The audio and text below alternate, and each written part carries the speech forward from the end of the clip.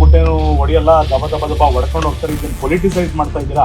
ಆಮೇಲೆ ಆ ಮೃತರ ಪತ್ನಿ ಹೇಳಿದ್ರು ಧರ್ಮ ಕೇಳ್ಬಿಟ್ಟು ಹೊಡೆದ್ರು ಅಂತ. ಇಲ್ಲ, ಆ ಲೇಡಿ ಗಾಬರಿ ಆಗಿದ್ರು, ಆ ಕಾರಣದಿಂದ ಹಂಗೆ ಹೇಳಿರ್ತಾರೆ ಅಂತ ಎಲ್ಲವನ್ನ ಕೂಡ ಅಲ್ಲುಗಳ್ತಾರೆ. ಇಡೀ ಇದರ ಬಗ್ಗೆ ಹೆಚ್ಚು ವ್ಯಾಖ್ಯಾನ ಮಾಡೋದು ಸರಿ ಕಾಣಿಸೋದಿಲ್ಲ.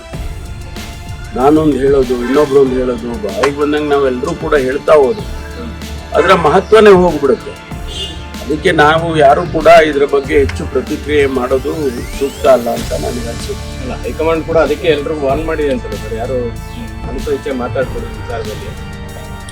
ಇದೇನು ಗೊತ್ತಿಲ್ಲ ಅದು ನಿಮಗೆ. ಬಟ್ ನಾವೆಲ್ಲ ಸ್ವಲ್ಪ ಭಾಳ ಎಚ್ಚರಿಕೆಯಿಂದ ಮಾತಾಡ್ತೀವಲ್ಲ. ಈ ವಿಷಯ ನೋಡಿ, ಇದು ದೇಶದ ಭದ್ರತೆ ವಿಚಾರ. ನಾನು ಮೊದಲೇ ಹೇಳಿದ್ದೇನೆ, ಹಿಂದೆನೇ ನಾನು ರಿಯಾಕ್ಟ್ ಮಾಡಿದಾಗ ಹೇಳಿದೆ, ಪಕ್ಷಾತೀತವಾಗಿ ಇದು ಈ ಘಟನೆಯನ್ನು ನಾವು ನೋಡಬೇಕಾಗುತ್ತೆ ಮತ್ತು ಪಕ್ಷಾತೀತವಾಗಿ ತೀರ್ಮಾನಗಳು ತಗೋಬೇಕಾಗುತ್ತೆ ಅಂತ ಕೂಡ ಹೇಳಿದ್ದೇನೆ.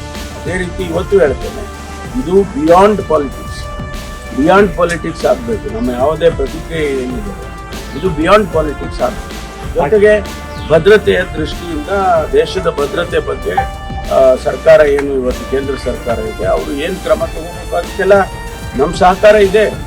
ನಾವು ಹೇಳಿದೆವು, ಕಾಂಗ್ರೆಸ್ ಪಕ್ಷ ಅಧಿಕೃತವಾಗಿ ಹೇಳಿದೆ, ದೇಶದ ಭದ್ರತೆಯ ವಿಚಾರದಲ್ಲಿ ನಾವು ನಿಮ್ಮ ಜೊತೆಯಲ್ಲಿ ಇರ್ತೇವೆ ಅಂತಕ್ಕಂಥದ್ದನ್ನ ಈಗಾಗಲೇ AICC ಹೇಳಿದ್ದಾರೆ. That is our stand.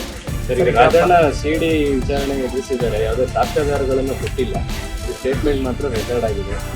ಈ ಕೇಸ್ ಇಲ್ಲಿಗೆ ಮುಕ್ತಾಯ ಗೊತ್ತಿಲ್ಲ, ತನಿಖೆ ವರದಿ ಬರಲಿ.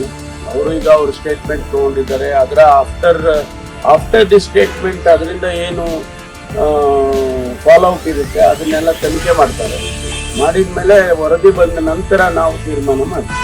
ಈಗ ಪಾಕಿಸ್ತಾನದ ಪ್ರಜೆಗಳು ಗಡುವು ಗೆದ್ದಿದೆ ಅಂತ ಹೋಗ್ಲಿಕ್ಕೆ, ರಾಜ್ಯದಲ್ಲಿ ಎಷ್ಟು ಜನ ಇದ್ರು, ಎಷ್ಟು ಜನ ಸಿಕ್ಕಿದ್ದಾರೆ, ಉಳ್ಕೊಂಡಿದ್ದಾರೆ ಯಾವ ರೀತಿ ಒಂದು ನಿಮಗೆ ಈಗಾಗಲೇ ಮಾಹಿತಿ ಸಿಕ್ಕಿರಬೇಕು. ಇಡೀ ದೇಶದಲ್ಲಿ 400 ಜನ 800 ಜನ ಹೋಗಿದ್ದಾರೆ, ಕಳಿಸಿದ್ದಾರೆ.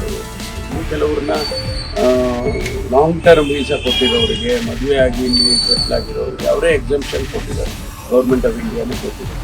ಅದು ಬಿಟ್ಟು ಎಲ್ಲರನ್ನೂ ನಾವು ಕಳಿಸ್ತಕ್ಕಂಥ ಕೆಲಸವನ್ನು ಮಾಡಿದ್ದೀವಿ. ಈ ವಿಡಿಯೋ ನಿಮಗೆ ಇಷ್ಟವಾದಲ್ಲಿ ಲೈಕ್ ಮಾಡಿ, ಶೇರ್ ಮಾಡಿ, ಸಬ್ಸ್ಕ್ರೈಬ್ ಮಾಡಿ.